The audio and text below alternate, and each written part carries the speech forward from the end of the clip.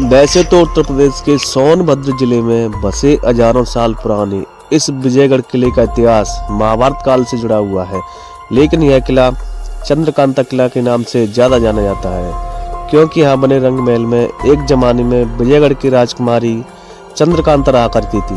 तो अलग अलग समय पर यहाँ पर बहुत से राजाओं ने निर्माण कार्य करवाया और अपने हिसाब से इस किले को बेहतर रूप देने की कोशिश की।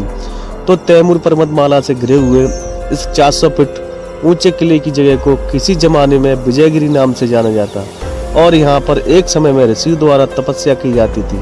तो ऐसा बताया जाता है कि चंद्रगुप्त मौर्य को जब मगध पर आक्रमण करना था तो उन्होंने अपनी सेना को इसी किले में विश्राम करवाया था।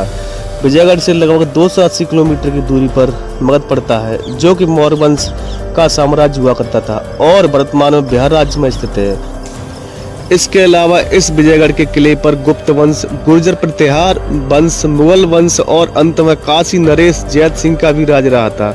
लेकिन मैं आपको बता देता हूं कि साल 1888 यानी कि 1888 में प्रकाशित देवकी नंदन खंत्री द्वारा लिखे गए हिंदी उपन्यास चंद्रकांता ने इस किले को पूरे देश में प्रसिद्धता तो दिलाई थी, लेकिन साल 1994 से लेकर 1996 तक हिंदी प्रसारित सीरियल चंद्रकांता ने छोटे पर्दे पर ऐसी दाग जमाई थी कि विजयगढ़ का नाम सबकी जुबान पर छा गया था। और फिर विजयगढ़ की राजकुमारी चंद्रकांता और नौगढ़ के राजकुमार वीरेंद्र सिंह की अमर प्रेम कहानी लोगों के बीच में चर्चा और रोमांस का विषय बन गई थी।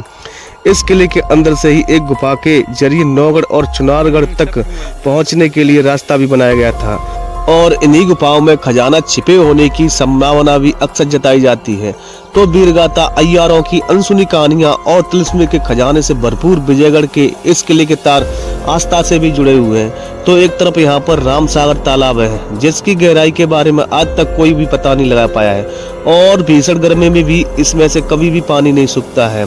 साढ़ मास में इस तालाब से कांवड़िया जल भरकर शिव द्वार में जल अभिषेक करने जाते हैं और यहाँ पर हर साल अप्रैल के महीने में एक मेला भी आयोजित किया जाता है।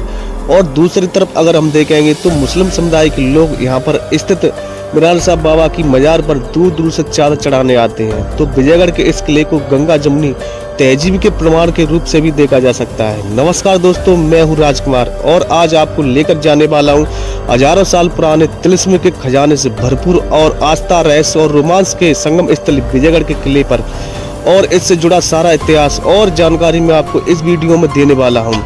तो विजयगढ़ का किला उत्तर प्रदेश राज्य के सोनभद्र जिले में मूंगफला नाम के गांव में स्थित है, जो कि सोनभद्र यानी कि रॉबर्टगंज से 30 किलोमीटर की दूरी पर, बनारस से करीब 110 किलोमीटर की दूरी पर स्थित है। लेकिन मैं आपको यह बता देता हूं कि यहाँ पहुंचने के लिए आपको पब्लिक ट्रांसपोर्ट नहीं मिल पाएगा और यहाँ पर आप या तो अपने निजी वाहन से पहुंच सकते हैं या फिर रॉबर्टगंज से कैब या ऑटो को किराए पर लेकर यहाँ आ सकते हैं। तो जब आप यहाँ जाएंगे तो आपको शुरू में तो बहुत ही खूबसूरत रास्ते दिखाई देंगे, जैसे कि धर्रोल डैम से लगा हुआ यह रास्ता दिखाई दे रहा है और यहीं दूर से अगर आप देखेंगे तो वहाँ पहाड़ी पर विजयगढ़ किला भी नजर आ रहा है। लेकिन जैसे जैसे आप आगे बढ़ेंगे यह रास्ता सकरा होता जाएगा और क्योंकि यहाँ आसपास में पूरा जंगल का इलाका है तो आपको इस प्रकार के रास्ते यहाँ नजर आएंगे। अगर आप गूगल मैप्स पर लोकेशन लगाकर यहाँ पहुँचना चाहते हैं तो मैं आपको बता देता हूँ कि फिलहाल इसकी मार्किंग थोड़ी सी गलत है और एक जगह जंगल में ऐसी आती है जब आपको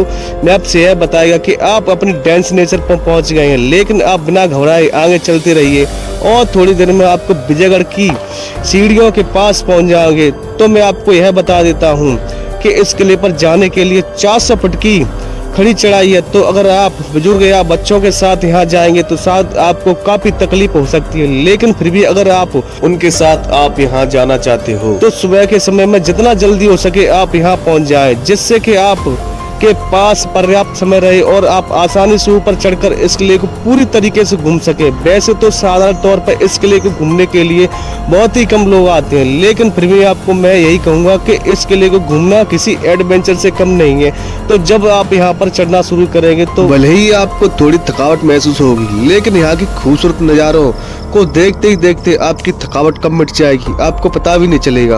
और इन्हीं नज़ारों को देखते हुए आप इस किले के प्रवेश द्वार तक भी पहुंच जाओगे। तो यह इस किले का प्रवेश द्वार है यानी कि एंट्री गेट।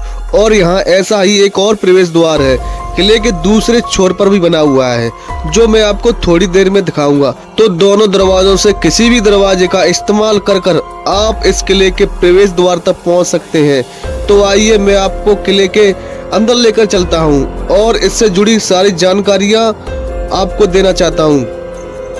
तो दोस्तों, इस वीडियो का अगला पार्ट मैं अगले टाइम डालूंगा। तो आज के लिए इतना ही। थैंक्स। जय हिंद, वंदे मातरम।